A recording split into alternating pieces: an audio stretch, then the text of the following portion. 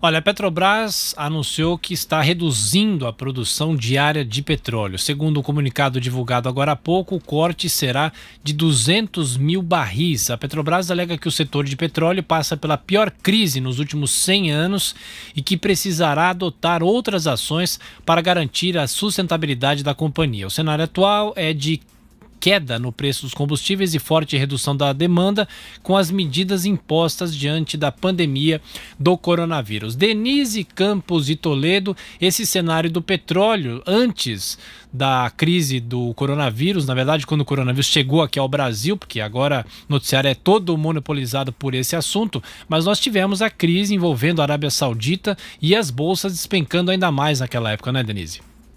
Exatamente, Tiago. Nós tivemos um grande problema, paralelamente à crise do coronavírus, aquela decisão que tinha até uma conotação política, tanto em política internacional como doméstica. A Arábia Saudita reduziu, ampliou a oferta no momento de queda da demanda, desaceleração de atividade. Começou pela China, né, que foi o primeiro país a adotar a quarentena. Os demais países ainda conviviam com uma situação relativamente estável, mas a gente já vinha com uma questão de desaceleração do crescimento global. Havia preocupações em relação ao desempenho da Europa, por exemplo. Nós tivemos aí alguns dados meio desfavoráveis, e aí a Arábia Saudita não chegou a entendimento com os demais produtores, não houve entendimento também com relação à Rússia, e aí houve esse aumento da oferta, derrubando o petróleo, e foi mais um dos fatores de instabilidade no mercado financeiro e instabilidade que prossegue.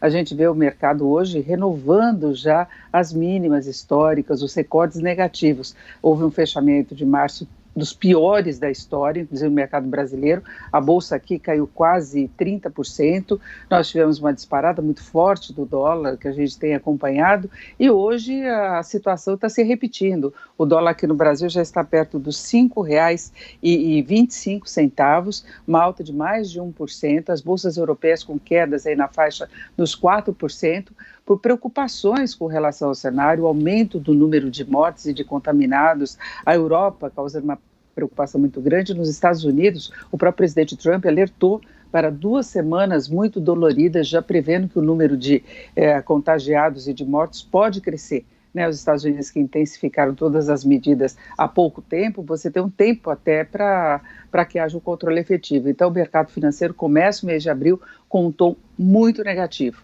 Né? E aqui no Brasil prossegue os impasses políticos relacionados às medidas para minimizar os impactos do coronavírus para a economia de modo geral. Nós tivemos ontem uma coletiva, aquela diária, em que há um balanço da situação da saúde, mas agora tem a participação de outros ministros. O ministro Paulo Guedes esteve lá, tentando passar um otimismo, tanto em relação às medidas que estão sendo adotadas, como em relação ao impacto que possa ter para a economia, condição de retomada depois, mas ele falou naquela liberação de 750 bilhões de reais, só que tudo isso está muito enroscado ainda, não é? E houve um certo embate com relação ao Congresso, que o Congresso aprovou correndo aquela ajuda de R$ 600 para os informais. O ministro Paulo Guedes justifica a demora dizendo que há necessidade de uma PEC e vale lembrar que o ministro Alexandre de Moraes do Supremo, ele já suspendeu todas as limitações que eram relacionadas à lei de responsabilidade fiscal e à lei de diretrizes orçamentárias. Então, em tese, de acordo com o presidente da Câmara, Rodrigo Maia, basta a sanção do presidente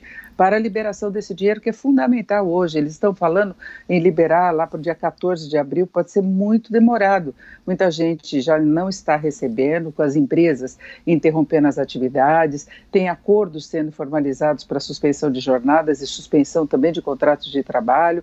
O governo lançou aquela MP que foi muito estabanada, foi retirada no dia seguinte, agora está demorando para lançar outra MP nesse sentido. Então a gente percebe que tem um certo mobilismo no governo em botar para frente todas as medidas que ele tem anunciado. São medidas muito positivas, no sentido de ajudar mesmo a população que precisa mais de recursos para atravessar essa fase de isolamento social. Ele tem lançado ideias aí também para colaborar para as empresas não terem que demitir, mas as empresas têm reclamado inclusive de aumento dos juros dos bancos, fora aquelas restrições para ter acesso ao crédito, pelo receio do sistema financeiro de aumento do calote, o que é bem possível. Muitas empresas podem ficar no meio do caminho porque não tem fôlego financeiro para arcar com os compromissos sem estar trabalhando ou com uma queda muito forte de atividade. Então o que a gente espera é que o governo siga essa linha que vem sendo anunciado pelo Ministério da Economia, de uma série de medidas para socorrer mesmo a economia, socorrer os trabalhadores, quem está na informalidade, quem é mais carente através do Bolsa Família, mas na prática a gente ainda não consegue conferir a liberação desses 750 bilhões. Aliás, houve parcelamento também da antecipação do 13º para os aposentados que ainda não receberam esse dinheiro. Então é isso, na promessa está indo no caminho certo, na prática está devendo muito. Ô Denise, rapidamente só para fechar, o dólar? O dólar agora 5,25, Thiago, 5,25. o termômetro de toda essa preocupação global que nós estamos falando é o avanço do coronavírus e aí aumenta as preocupações também do lado econômico.